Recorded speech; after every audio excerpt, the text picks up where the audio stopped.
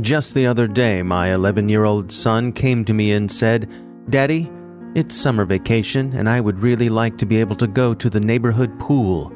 Do you suppose you could buy me some sunscreen so I won't burn in the hot summer sun?" And I said, "Son, if enough people sign up to support the Cyberwire at patreon.com/thecyberwire, we'll be able to buy you that sunscreen." I'm kidding, of course. I don't let him go to the neighborhood pool. We've got a hose. Patreon.com/thecyberwire. Taiwan receives the PLA's cyber attentions. A look at what the Lazarus Group is up to. Cryptocurrency fraudsters are arrested as altcoin values have a rocky ride. Continuing U.S. hot water for ZTE and Huawei. GDPR-themed data extortion. Business email compromise is up. So were ransomware attacks against U.S. city governments. And when is a ransomware attack not a ransomware attack? When it's just a protection racket.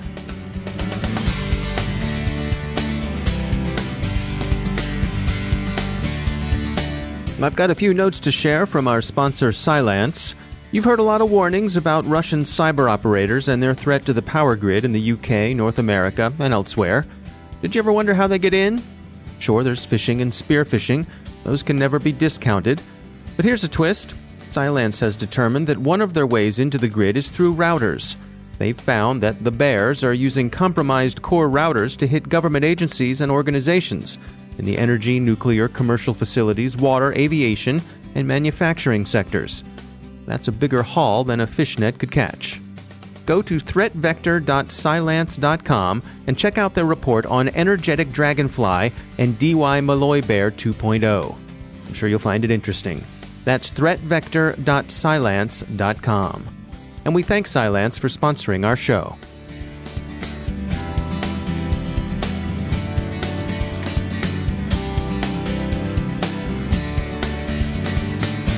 Major funding for the Cyberwire podcast is provided by Cylance.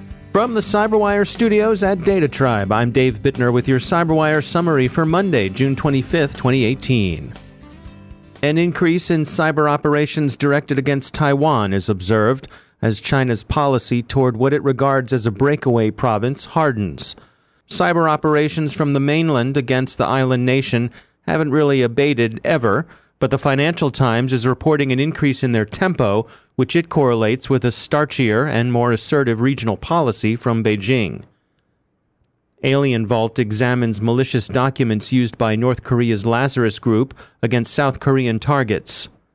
The documents are crafted as Hangul word processor files.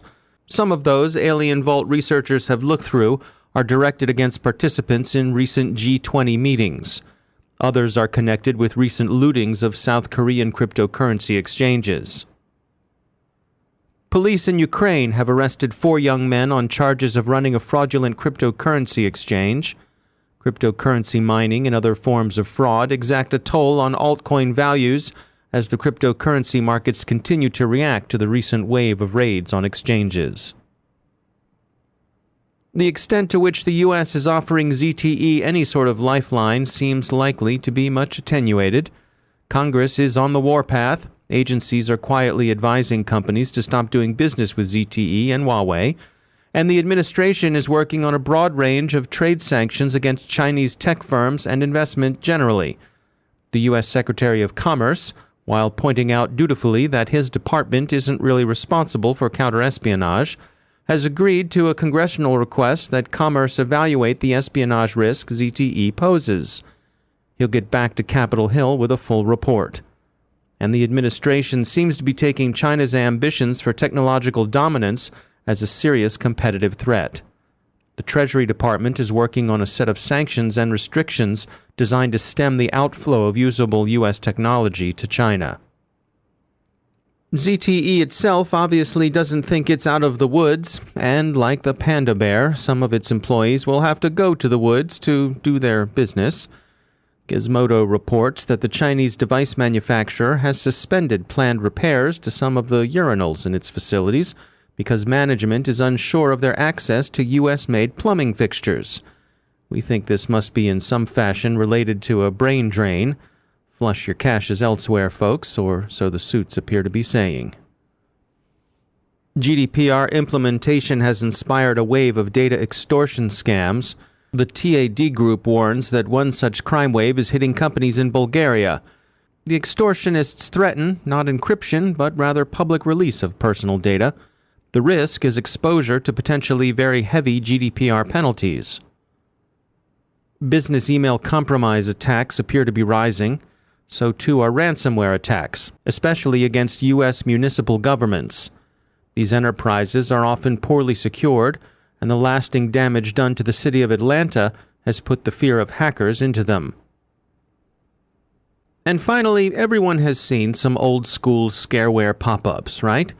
We hear from some friends that they used to encounter scareware when they visited adult-themed sites in the course of their research. The pop-up usually said something like, "Attention, attention, this is the Federal Bureau of the FBI, and we have detected you visiting illegal content on your computer. Pay your fine to us online, and your family need never know of your shame. Plus also, too, you're infected with a virus or something as well." Well, something like that. Or so we hear, never actually having visited a sleazy adult site ourselves.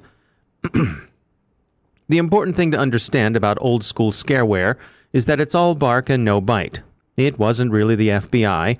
No one was going to shame you in front of your family, and no, your computer had not been infected by a virus or something else bad, as if you'd caught some sort of virtual STD. Well, this latest scam is a little like that, except there's no veneer of law enforcement. Instead, it's like an old-school protection racket right out of a movie about the mob. You know the scene. The poor but honest immigrant shopkeepers of a big city mom and pop, usually in New York or New Jersey, well, they get a visit from the local mobsters. Mama and Papa are told, usually in these words exactly, "Nice store you got here. Shame if something happened to it." In this case, a collection of skids calling themselves the WannaCry hack team is spamming people with the subject line, "Warning, WannaCrypt." For emphasis, they've equipped their subject line with an escort of exclamation points, 3 to the left and 3 to the right as they march into your inbox. They haven't done anything to your data yet, they point out, but they could, and they will too if you don't pay them up front. Why, they'll infect you with that WannaCry thing, Mama, that thing you've been reading about, Papa, unless you pay up. The choice is yours. Well, fortunately, it's an easy choice, Mom and Pop. These clowns are no more involved with WannaCry than your Uncle Louie, so just mark the email as spam and delete it. The spammers haven't got any more malware than they've got game. So kids, if you're listening, and we know you are, here's a good deed you can do. When Grandma or Grandpa, or both, or even all 4 of them, tell you in horror that they've been hit with that WannaCry thingamajig they read about in the paper, tell them you know all about it and that they can just delete the email and forget about it. They'd love you even more, if that were humanly possible, which of course, it isn't.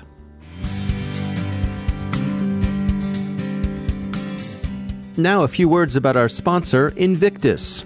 We've all heard that cyberspace is the new battle space. Invictus International Consulting was founded by people who know a battle space when they see it. This premier cybersecurity company, headquartered in Northern Virginia, boasts an expert staff with decades of cybersecurity, technology solutioning, and intelligence analysis experience. Its customers in the intelligence, defense, and homeland security communities value Invictus and its work. As a service-disabled, veteran-owned small business, over 60% of Invictus's workforce is comprised of veterans. And it's not just in the government space. It delivers for commercial clients, too. An award-winning company, recently named to 2018's Cybersecurity 500 list as one of the world's hottest and most innovative cybersecurity companies, Invictus has also won the Most Valuable Industry Partner Award at the ISC Squared 15th Annual Information Security Leadership Awards. So check them out at invictus.com and learn more. That's invictus.com. And we thank them for sponsoring the Cyberwire.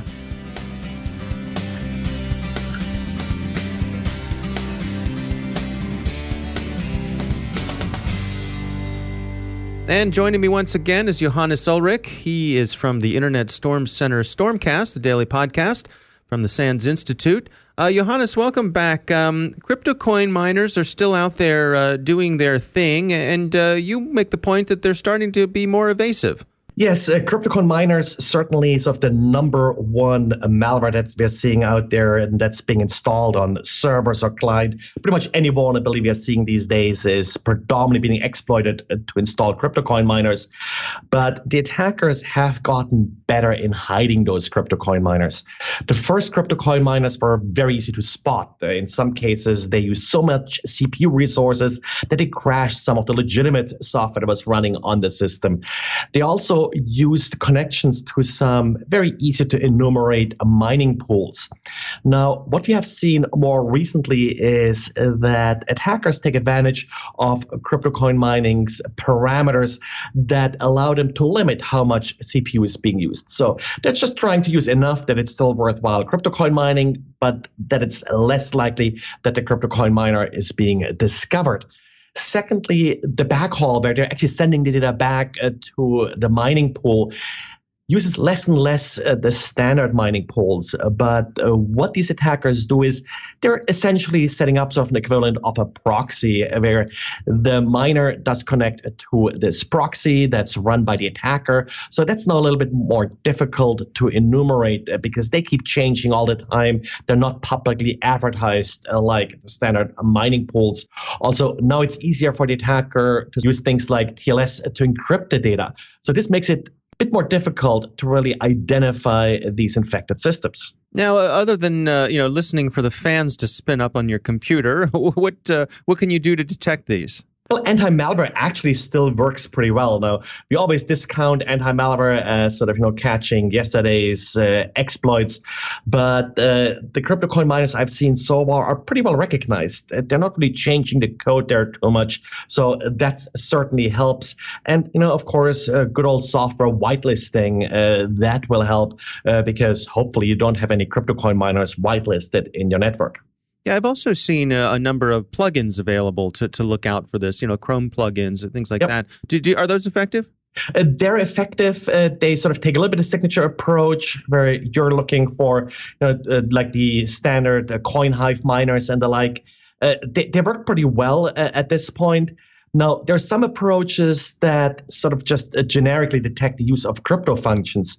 JavaScript has a very elaborate crypto library in its recent versions. But of course, those crypto functions, they're sometimes used legitimately too. So I wouldn't really go overboard here and just block all crypto in your browser. Well, good advice as always. Johannes Ulrich, thanks for joining us. And that's the Cyberwire. Thanks to all of our sponsors for making the Cyberwire possible, especially to our sustaining sponsor, Cylance. To find out how Cylance can help protect you using artificial intelligence, visit Cylance.com. And Cylance is not just a sponsor, we actually use their products to help protect our systems here at the Cyberwire. And thanks to our supporting sponsor, VMware, creators of Workspace ONE Intelligence. Learn more at vmware.com.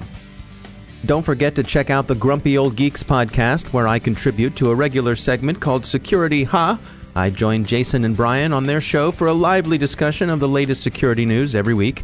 You can find Grumpy Old Geeks where all the fine podcasts are listed. And check out the Recorded Future podcast, which I also host. The subject there is threat intelligence, and every week we talk to interesting people about timely cybersecurity topics. That's at recordedfuture.com/podcast. The Cyberwire podcast is proudly produced in Maryland out of the startup studios of Data Tribe, where they're co-building the next generation of cybersecurity teams and technology. Our Cyberwire editor is John Petrick, social media editor Jennifer Iben, technical editor Chris Russell, executive editor Peter Kilpie, and I'm Dave Bittner. Thanks for listening.